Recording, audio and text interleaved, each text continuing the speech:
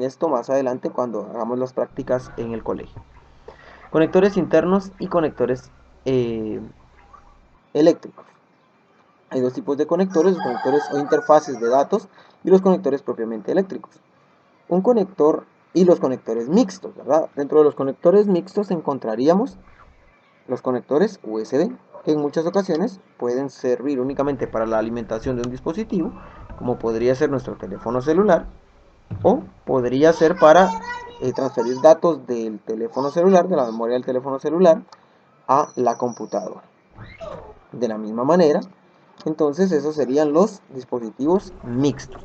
Pero los conectores de datos son aquellos que únicamente transfieren datos, emiten y reciben datos. Los conectores internos estarían los conectores de la unidad de disco y disquete. Aquí están los conectores internos y conectores eléctricos. Estos serían conectores internos y estos son conectores de datos. Que sería, por ejemplo, el, el conector de la memoria RAM, mientras que el conector de la interfaz ID o de la fuente de poder permiten la conexión eléctrica. La BIOS. ¿Qué es la BIOS? Es un pequeño programa incorporado en un chip de la placa base. Ya habíamos visto en clase que hay que diferenciar BIOS de la CMOS, porque la CMOS es el dispositivo físico, mientras que la BIOS es el software, es el programa incorporado en la CMOS, en la placa base. Por aquí estaríamos encontrando entonces la CMOS con la BIOS instalada, que es la que permite el acceso a los dispositivos de entrada y de salida en nuestra computadora. Los jumpers de BIOS se encargan de hacer cargar y borrar la BIOS. En otras palabras, al estar en el pin 1, 2, significa estado activo, por lo que la BIOS carga con los valores por defecto. Y al estar en los pines 2, 3, CLEA resetea la BIOS. Es decir, estos conectores que encontramos por acá, los vamos a ver en clase cuando desarrollemos las computadoras y trabajemos con las BIOS. Estos son los que permiten la conexión BIOS, son los jumpers de BIOS. Los electrónicos comprenderán de manera más sencilla qué es un jumper y cuál es su funcionamiento, mientras que los estudiantes que empiezan a abordar el problema de la electrónica, pues ya iremos haciendo las explicaciones competentes en clase en las prácticas. Aquí encontramos el jumper de la BIOS también, nuevamente, o la Clear CMOS jumper, que está por acá, pero aquí el conector está instalado. En la imagen anterior está el conector, pero no está conectado aún. Aquí lo encontramos ya conectado. Por aquí encontramos entonces la pila de litio, de la que hemos hablado también en clase, que permite la alimentación de la CMOS. Conectores de la RAM. Se denominan ranuras de memoria al lugar en la placa donde se colocan las memorias.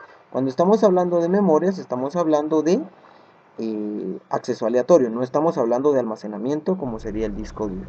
Ya habíamos visto en clase también que una memoria RAM es un tipo de dispositivo de almacenamiento volátil, porque cuando apagamos la computadora, este se autoborra y al volver a cargar podemos estar entonces vaciando y ocupando la memoria RAM. Aquí tenemos los conectores de la memoria RAM. En esta placa madre encontraríamos 4 conectores de la memoria RAM, 1, 2, 3 y 4. Y las pestañas sujetadoras, como suele suceder en las computadoras de escritorio.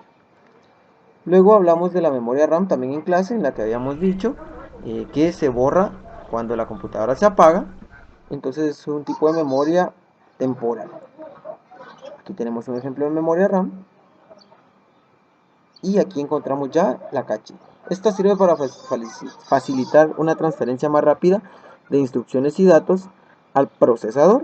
Entonces la memoria RAM, al igual que la memoria caché, es un área de almacenamiento de alta velocidad para las instrucciones de los programas y los datos. Ya había explicado yo en clase que si tengo una carpeta en la cual creo vistas en miniatura, estas vistas en miniatura pasan a formar parte de un almacenamiento en el disco duro que se llama caché. Esta permite mayor agilidad al momento de desplazarse o de moverme, visualizar una imagen u otra. Entonces aquí tenemos, por ejemplo, un disco duro que es donde se va a construir la memoria caché. Luego encontramos la memoria ROM, que esta no es una memoria volátil, sino que es una memoria que nos permite leer los datos, pero no nos permite modificarlos ni borrarlos ni crear nuevos. Aquí tenemos un ejemplo de memoria ROM. Luego encontramos la memoria PROM, y es una memoria ROM, pero el usuario puede cargar programas y datos de solo lectura que una vez cargadas rara vez o nunca se cambian.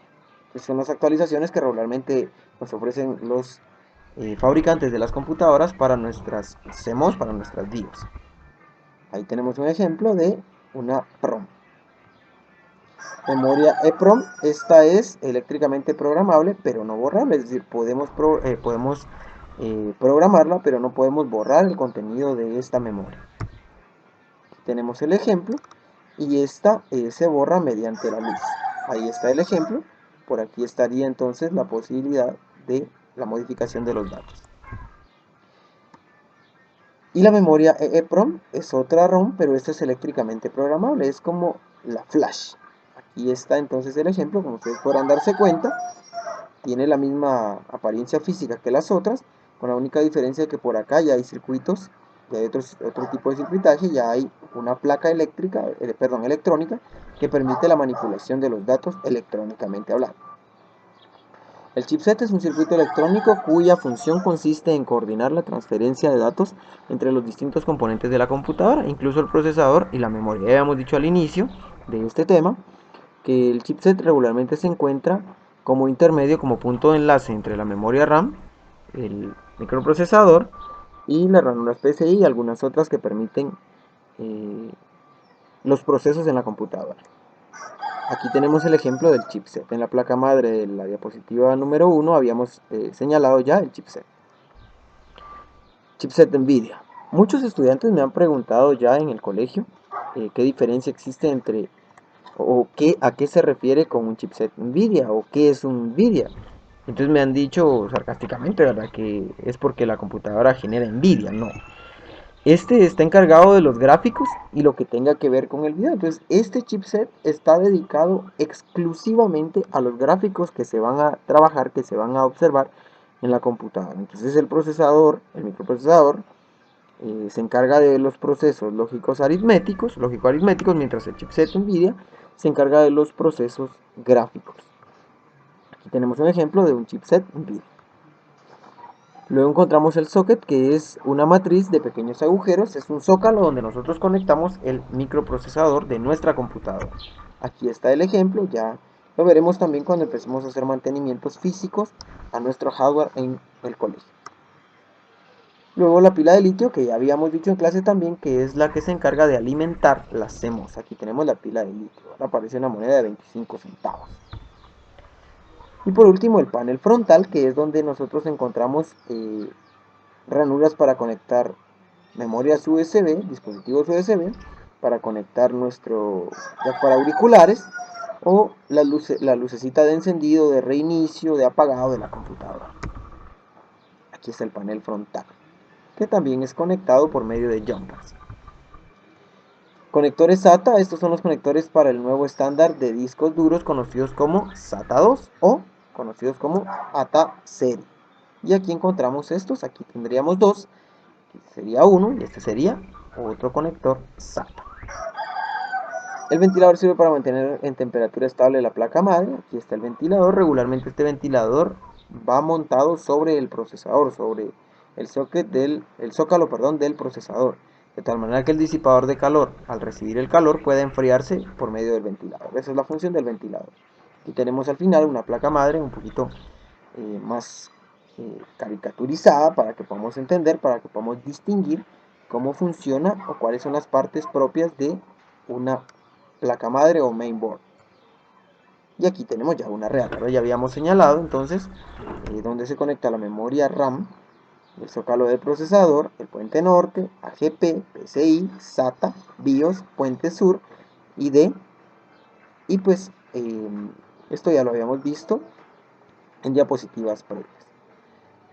Dudas o comentarios, dudas o sugerencias, por favor a la dirección de correo electrónico. Que tengan excelente día y espero que esta diapositiva pueda ser un poquito extensa, no podía hacerla más pequeña, pero esto encierra todo el contenido que se envió a investigar para poder trabajar en clase con mayor detalle. Que Que todo les esté yendo bien, jóvenes, y mucho gusto.